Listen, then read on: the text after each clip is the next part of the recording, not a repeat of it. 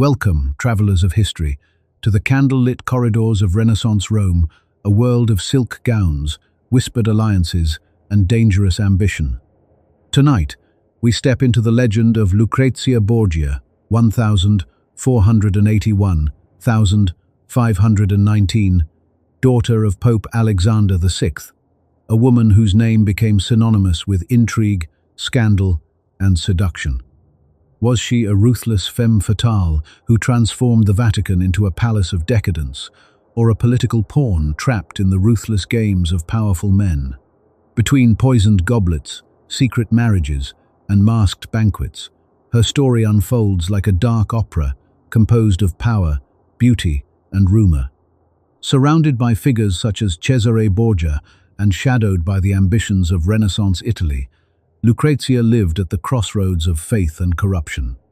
In this video, we peel back 5 centuries of myth and mystery to discover the woman behind the legend where truth blurs, gossip reigns, and history itself seems to whisper her name.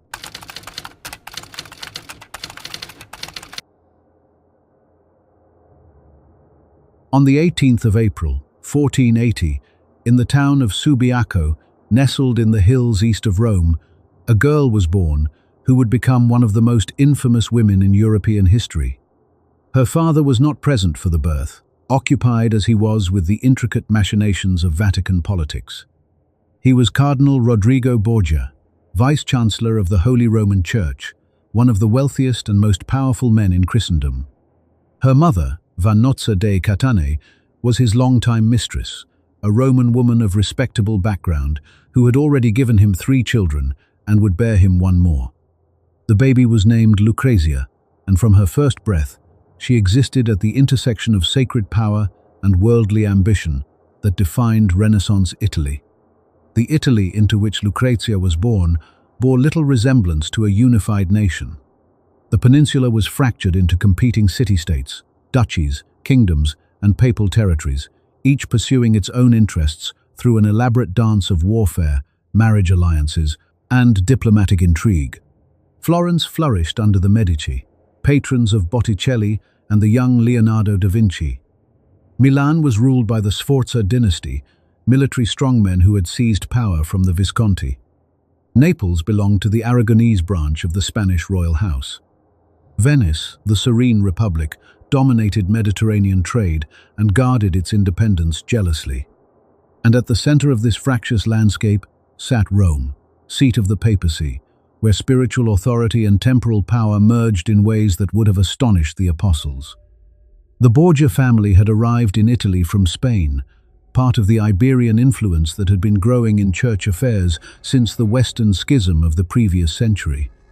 Rodrigo's uncle, Alonso de Borja, had become Pope Calixtus III in 1455, and he had immediately begun elevating his Spanish relatives to positions of power.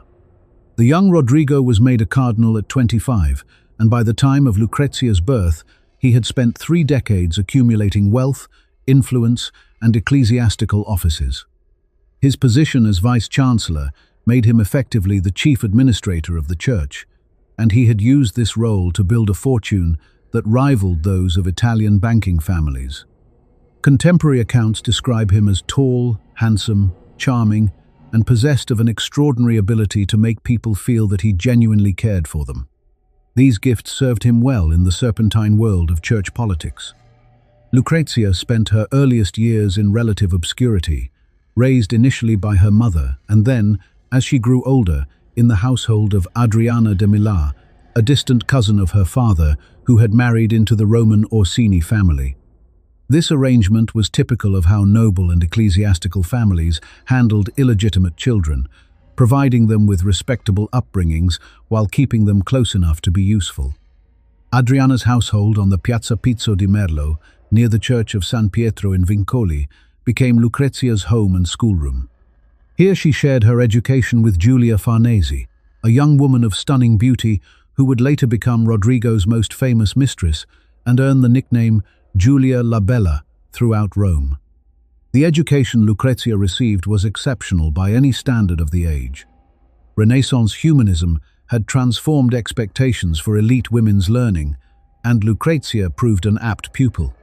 She became fluent in Italian, Spanish, French, and Latin, with some knowledge of Greek as well. She studied rhetoric, poetry, and literature, learning to compose verses in the style admired by humanist scholars. Music, dancing, and the social graces expected of a noblewoman completed her training. Ambassadors and visitors who met her in later years consistently remarked on her intelligence, her facility with languages, and her ability to converse knowledgeably on a wide range of subjects. Whatever else history would say about her, no one ever accused Lucrezia Borgia of being foolish or uneducated. The year 1492 brought changes that would reshape Lucrezia's destiny and alter the course of European history. In the early hours of August 11, after one of the most corrupt conclaves in church history, Rodrigo Borgia emerged as Pope Alexander VI. He had secured his election through a combination of promises, payments, and political maneuvering that shocked even contemporaries accustomed to ecclesiastical wheeling and dealing. The diarist Johann Burchard recorded that 4 mule loads of silver had been transported to the palace of Cardinal Ascanio Sforza, whose support had been crucial. Vice-Chancellor Rodrigo had become Christ's vicar on earth, and his 12-year-old daughter suddenly found herself transformed from the illegitimate child of a cardinal into the daughter of the most powerful man in Christendom.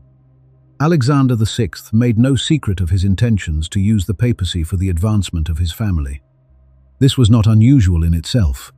Nepotism was so ingrained in Renaissance culture that the very word derives from nipote, the Italian for nephew, reflecting the Church's polite fiction that popes favored nephews rather than sons.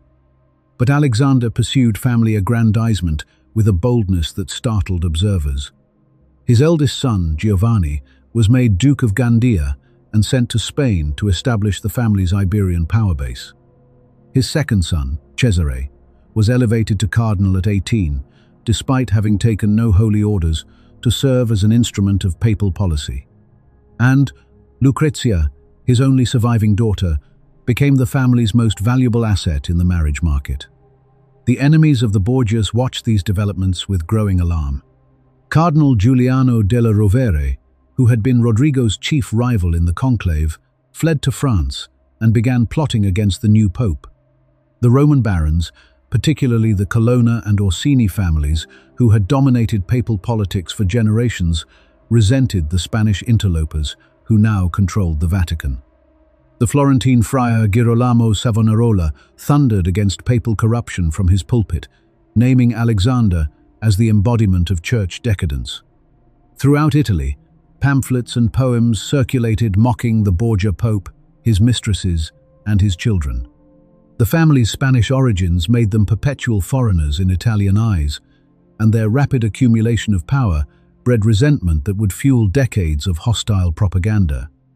Within this charged atmosphere, Lucrezia's first marriage was arranged. She was 13 years old when, in June 1493, she wed Giovanni Sforza, Lord of Pesaro and distant cousin of the Duke of Milan. The match was purely political, designed to cement an alliance between the Borgias and the powerful Sforza family at a moment when French invasion threatened to overturn the Italian balance of power. The wedding celebrations at the Vatican were lavish beyond anything Rome had seen in generations. Burchard's diary records, banquets, theatrical performances, and festivities that lasted for days. The bride appeared in a gown of gold brocade, surrounded by ladies-in-waiting and attended by her father in his papal regalia. It was a display of Borgia power, designed to announce to the world that this Spanish family had arrived at the summit of Italian society and intended to stay. Yet the alliance with the Sforzas was fragile from the beginning. Alexander VI's policies shifted constantly as he navigated between French and Spanish interests, between Italian coalitions and foreign powers.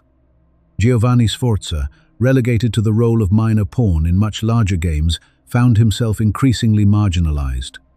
Lucrezia remained in Rome, more ornament than wife, while her husband grew bitter and suspicious. The marriage that had begun with such pageantry would end in humiliation and scandal. the first act in a drama that would make Lucrezia Borgia's name synonymous with intrigue for centuries to come. The household where Lucrezia lived during these years offered a remarkable education in the realities of power. She observed her father receive ambassadors, negotiate treaties, and dispense patronage with masterful ease. She watched her brother Cesare chafe against his cardinal's robes, hungering for military glory. She learned that loyalty was conditional, alliances temporary, and survival dependent on adaptability. The refined young woman who had studied Latin poetry and practiced courtly dancing was also absorbing lessons in political ruthlessness that would serve her throughout a turbulent life. Rome itself was her classroom in Renaissance culture at its most vibrant and contradictory. The city was being transformed under Alexander's patronage, with new streets, restored churches, and artistic commissions that attracted talent from across Italy. Pinturicchio painted the Borgia apartments in the Vatican with frescoes that still dazzle visitors today, including a portrait of the young Lucrezia as Saint Catherine of Alexandria. The city hummed with intellectual energy, religious fervor, and spectacular corruption existing side by side. Courtesans mingled with cardinals, scholars debated in palaces while beggars starved in the streets, and the successor of St. Peter presided over it all with his acknowledged children at his side. By the time she reached her late teens, Lucrezia had been shaped by forces beyond her control into something unprecedented, a papal princess, educated like a humanist scholar, trained in courtly arts, and destined to be traded in marriage markets wherever her family's interests demanded. She had witnessed the heights of power and the depths of cynicism. She had learned to smile graciously, speak carefully, and trust almost no one. Whatever innocence she might have possessed had been refined away in the crucible of Vatican politics, replaced by the survival instincts that would carry her through scandals, tragedies, and transformations that lay ahead.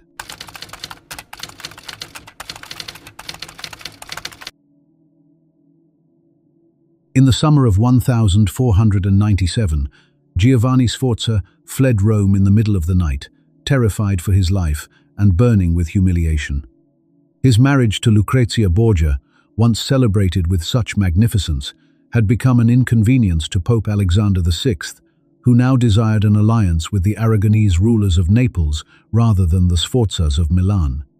The solution was annulment, but the grounds chosen would ignite a firestorm of scandal that would pursue Lucrezia for the rest of her life and centuries beyond.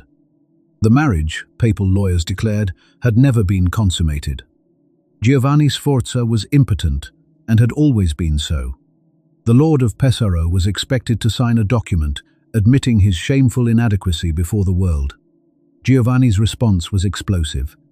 He refused to sign, and instead began spreading a claim so shocking that it echoed through every court in Italy. The Pope wanted to annul the marriage because he wished to keep Lucrezia for himself. The allegation of incest between father and daughter, and later between Lucrezia and her brother Cesare, was born in this moment of wounded masculine pride. Giovanni eventually signed the annulment papers, reportedly after his Sforza relatives pressured him to avoid open war with the papacy, but the damage was done. The accusation found fertile ground in the imagination of Borgia enemies, who repeated it, embellished it, and preserved it for posterity. This pattern would repeat throughout Lucrezia's life, political conflicts generating personal slanders that hardened into accepted historical fact. Understanding her story requires constant vigilance about the sources of information that have shaped her reputation. The chroniclers who recorded the most salacious details about the Borgias were rarely neutral observers. Many were employed by rival families or foreign powers with direct interests in discrediting the papal court. Others wrote decades after the events they described, relying on accumulated gossip rather than first-hand knowledge.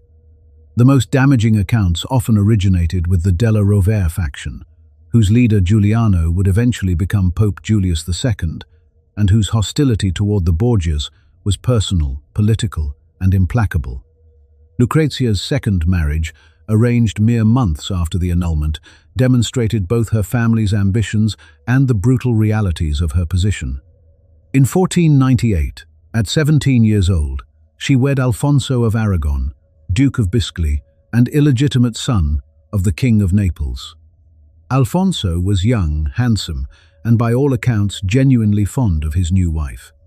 Contemporary sources suggest that Lucrezia returned his affection, and for a brief period, her life achieved something resembling happiness. She gave birth to a son, Rodrigo, named for her father, and seemed to settle into domestic contentment. But the shifting currents of Italian politics would destroy this interlude with savage finality. By 1500, Alexander VI had realigned papal policy away from Naples and toward France. Cesare Borgia, who had abandoned his cardinal's robes to pursue military conquest, needed French support for his campaigns in the Romagna. The Neapolitan connection that Alfonso represented had become not merely useless but actively dangerous. On the 15th of July, 1500, Alfonso was attacked on the steps of St. Peter's Basilica by unknown assailants and severely wounded. He survived the initial assault, and Lucrezia nursed him desperately for weeks, reportedly preparing his meals herself to prevent poisoning. Her efforts proved futile. On August 18, Cesare's henchman Micheletto Corella entered Alfonso's sick room and strangled him. Lucrezia's screams, according to witnesses, echoed through the Vatican. When she demanded answers from her father, Alexander reportedly told her that Alfonso had been killed because he had tried to murder Cesare first, a claim that convinced no one. The murder of Alfonso of Aragon was almost certainly ordered by Cesare Borgia, and no serious historian disputes this. Yet the episode became absorbed into a larger narrative of Borgia depravity that cast Lucrezia herself as complicit rather than victimized. Hostile chroniclers transformed the grieving wife into a willing participant in her husband's death, or worse, suggested that she had assisted in luring him to his fate. The same sources that accused her of incest now added husband murder to her catalogue of crimes. The young woman who had wept and raged against her brother's brutality became, in propaganda, a smiling accomplice who disposed of inconvenient spouses with casual efficiency. The most notorious scandal associated with Lucrezia concerns an event allegedly held in October 1501, shortly before her departure for her third marriage. The Banquet of Chestnuts, as later writers called it, was described by Johann Burchard, the papal master of ceremonies, in his diary. According to Burchard, a supper was held in the papal apartments, at which 50 courtesans danced with servants, first clothed and then naked. Chestnuts were scattered on the floor, and the women crawled among the candelabras to retrieve them while guests watched. Prizes were awarded to men who could demonstrate the most impressive sexual stamina with the courtesans. Burchard claims that the Pope, Cesare, and Lucrezia all attended this spectacle. The Banquet of Chestnuts has achieved legendary status as evidence of Borgia decadence, repeated in countless histories, novels, and documentaries. Yet its authenticity is deeply problematic. Burchard's diary exists in multiple manuscript versions, and scholars have long debated whether this particular passage is genuine or a later interpolation by copyists eager to embellish Borgia infamy.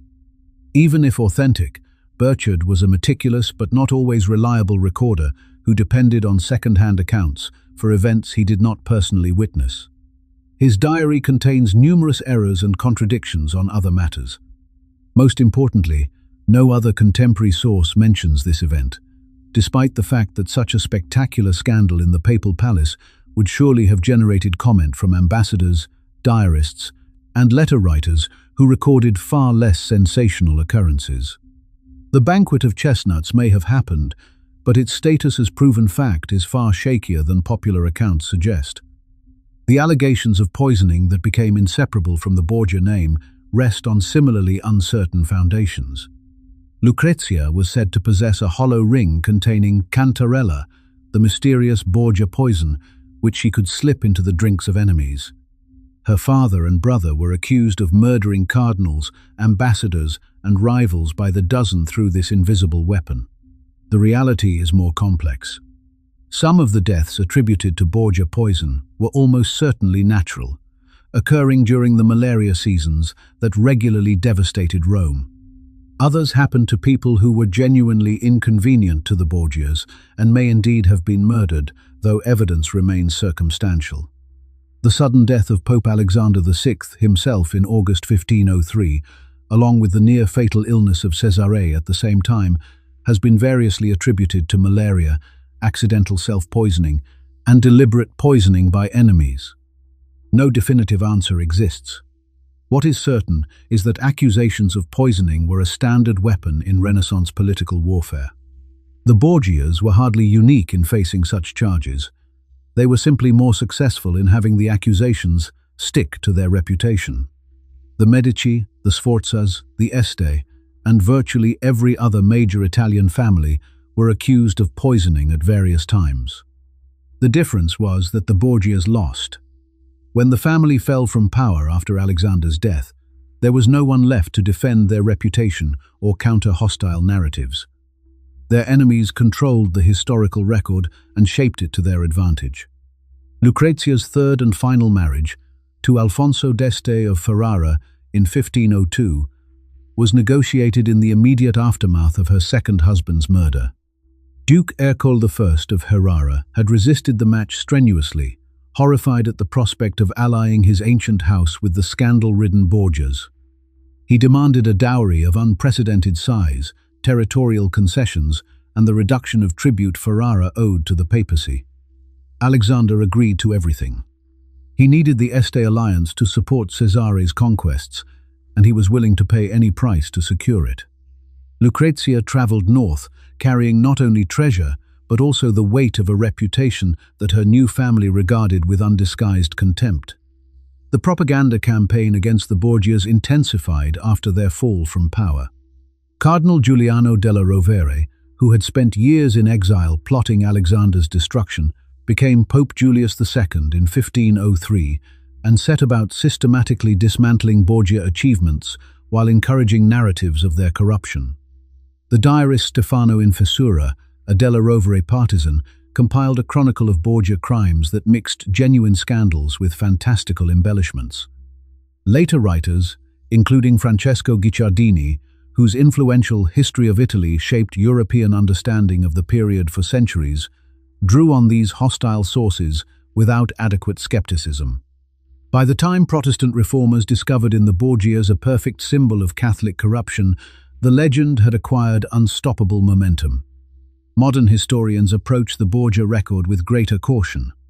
Scholars like Michael Mallet, Sarah Bradford, and Mary Hollingsworth have worked to separate documented facts from accumulated myth.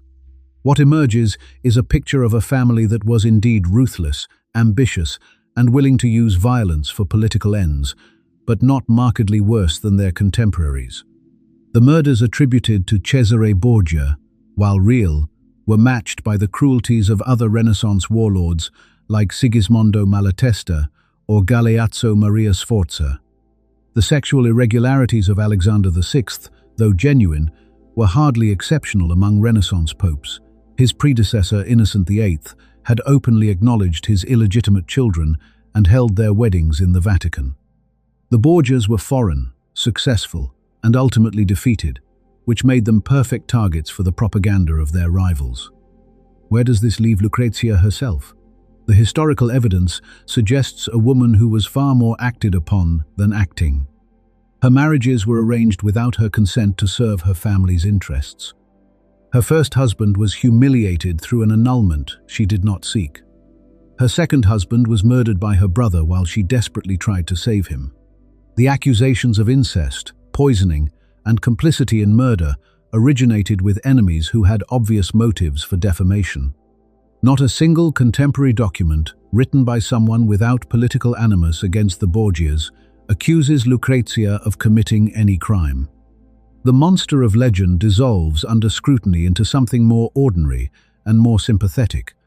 A woman born into a family of predators, used as a pawn in games she did not design, and blamed for sins she almost certainly did not commit.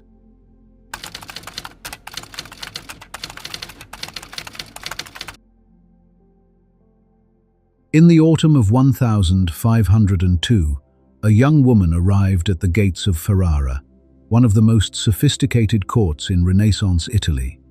She was 22 years old, already twice married, and trailed by a reputation so scandalous that whispers preceded her carriage through every town along the route from Rome. The Este family, ancient rulers of Ferrara, had resisted this union for months. Duke Ercole I had demanded an astronomical dowry and humiliating concessions from Pope Alexander VI before agreeing to let his heir marry the notorious Lucrezia Borgia. Yet within a decade, this same woman would become one of the most beloved and respected figures in Ferrare's history, transforming herself so completely that her earlier infamy would seem like tales told about an entirely different person. The journey from Rome to Ferrara was not merely geographical but existential.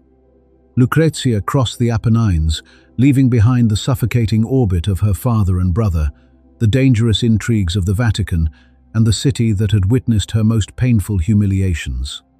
Her first marriage to Giovanni Sforza had been annulled on grounds of impotence, a legal fiction that fooled no one and spawned vicious rumors. Her second husband, Alfonso of Aragon, had been murdered on the steps of St. Streak. Peter's itself, almost certainly on the orders of her own brother Cesare. She had lost a child, endured public speculation about incest, and watched her name become synonymous with poison and depravity across the Italian peninsula. Ferrara represented her last chance at a life defined by something other than scandal. Her new husband, Alfonso d'Este, was initially cold and suspicious. He was a practical man, more interested in artillery and metalwork than in courtly refinements, and he had married Lucrezia purely for political advantage and papal gold. Their early years together were cordial but distant, with Alfonso frequently absent on military campaigns or diplomatic missions. Yet Lucrezia possessed an extraordinary gift for patience and adaptability. Rather than demanding attention or creating drama, she focused on building genuine relationships within the Este court and demonstrating her value as a partner in governance. The transformation became visible first in her role as a patron of culture. Ferrara, under the Este family, had already established itself as a center of Renaissance humanism, but Lucrezia elevated its literary reputation to new heights. She gathered around her a circle of poets, musicians, and intellectuals that included some of the most brilliant minds of the age.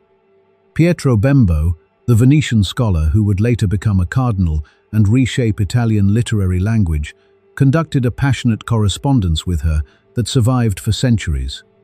His letters reveal not a manipulative seductress, but a woman of genuine intellectual depth, capable of discussing philosophy, theology, and literature with sophistication and insight. The poet Ercole Strozzi dedicated works to her and found in her court a receptive audience for humanist ideals. Ludovico Ariosto, whose epic Orlando Furioso would become one of the masterpieces of Renaissance literature, lived and worked in the cultural environment she helped cultivate. Her patronage extended beyond literature to music, religious institutions, and charitable works. She funded convents, supported hospitals, and became known for her generosity toward the poor of Ferrara. The contrast with her Roman reputation could not have been starker. Where gossip had painted her as a symbol of papal corruption, her actions in Ferrara demonstrated piety, compassion, and genuine religious devotion. She regularly retreated to convents for periods of reflection and maintained close relationships with religious communities throughout the duchy. Motherhood transformed her as profoundly as any other aspect of her new life. Between 1505 and 1519, Lucrezia gave birth to 7 children, though only 4 survived infancy. The heartbreak of losing 3 children would have broken many women, but she channeled her grief into fierce devotion to those who survived. Her son Ercole would eventually become Duke of Ferrara, and she invested enormous energy in preparing her children for their futures. Contemporary accounts describe her as an attentive and loving mother, a far cry from the cold manipulator of Roman legend. When Alfonso was absent, which was often, Lucrezia governed Ferrara in his name. She handled diplomatic correspondence, managed disputes among nobles, and made decisions affecting thousands of lives. Her administrative competence earned grudging respect, even from those who had initially dismissed her as merely a papal pawn. Duke Ercole I, her skeptical father-in-law, grew to appreciate her abilities before his death in 1505. The people of Ferrara came to regard her not as a foreign interloper, but as a genuine protector of their interests. During times of plague and famine, she organized relief efforts and personally oversaw the distribution of aid. The passage of years softened even Alfonso's reserve. Their marriage, begun in mutual wariness, gradually evolved into genuine partnership and possibly affection. Letters between them reveal a relationship that, while never romantically passionate, was grounded in mutual respect and shared purpose. Alfonso came to trust her judgment and rely on her abilities. When military and political crises threatened Ferrara, she proved a steady and capable presence. Her final years were marked by increasing fragility. Multiple pregnancies had weakened her constitution, and the death of her father in 1503, followed by her brother Cesare's decline, and death in 1507, had severed her connections to Rome. She threw herself more deeply into religious devotion, spending longer periods in contemplation and withdrawing gradually from court life. In June 1519, after giving birth to a stillborn daughter, Lucrezia developed a fever from which she never recovered. She died on June 24, at the age of 39, with Alfonso at her bedside. Her husband, the man who had married her so reluctantly 17 years earlier, wrote to his nephew that he could not write of her death without tears. So painful was the loss of such a sweet and dear companion. Ferrara mourned her genuinely. Is less than #0. 4 is greater than. The woman who had arrived under a cloud of suspicion departed beloved and lamented. Poets composed elegies praising her virtue, kindness, and grace. The court she had enriched fell into a period of genuine grief. Yet history proved less kind than her adopted city. Within decades of her death, the Borgia name became permanently associated with poison, murder, and corruption. Protestant reformers found in the Borgia papacy a perfect symbol of Catholic decadence.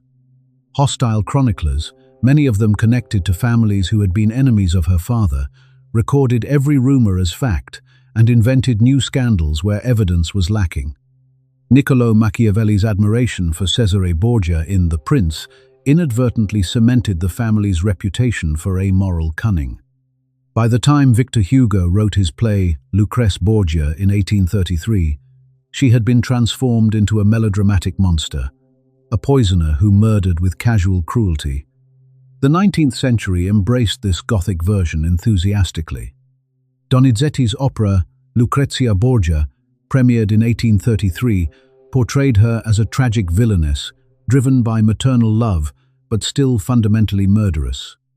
Alexandre Dumas and other popular writers found irresistible material in the alleged crimes of the Borgias. Each retelling added new embellishments, new poisonings, new victims. The Renaissance Duchess, who had patronized poets and governed wisely, disappeared beneath layers of sensational fiction. Modern media has continued this fascination, while sometimes attempting greater nuance. The 2011 Showtime series The Borgias and the European production Borgia both depicted Lucrezia as a complex figure shaped by impossible circumstances, though neither could resist the dramatic appeal of scandal. Novels ranging from literary historical fiction to romance have reimagined her story countless times, with varying degrees of sympathy and accuracy. Video games, graphic novels, and even anime have appropriated her image, usually emphasizing the poisoner myth rather than the Ferrarese patron. Contemporary historians have worked to excavate the real woman from beneath centuries of legend. Scholars like Sarah Bradford, whose biography, Lucrezia Borgia, Life, Love, and Death in Renaissance Italy, appeared in 2004, have carefully separated documented facts from political propaganda. The picture that emerges is neither saint nor monster, but something more interesting. A woman of genuine intelligence and ability who navigated one of the most dangerous political environments in European history, survived the destruction of her family, and built a meaningful life on the foundations of disaster. The question of her legacy remains genuinely unresolved. Was she a villain who escaped justice through political marriage? A victim of misogynistic propaganda who committed no crimes but was blamed for her male relatives' actions? Or something more complex? A Renaissance woman who adapted to survive, made compromises we might judge harshly, but ultimately demonstrated capacities for growth and transformation that her legend obscures. Perhaps the most honest answer is that she was all of these things and none of them, a human being whose life resists the simple categories that make for compelling drama but poor history. And so the legend of Lucrezia Borgia fades into the candle smoke of Renaissance Rome, a woman remembered as much for rumor as for reality, daughter of a pope, sister to princes, and forever suspended between history and scandal. Whether temptress, pawn, or misunderstood noblewoman, Lucrezia remains one of history's most haunting names, proof that whispers can outlive empires. As the philosopher Niccolò Machiavelli once observed of the age she lived in, men judge generally more by the eye than by the hand, for everyone can see, but few can feel. And with that, we close the doors of the Vatican's shadowed halls, where truth and myth still dance together in the flicker of Renaissance torchlight. Goodbye.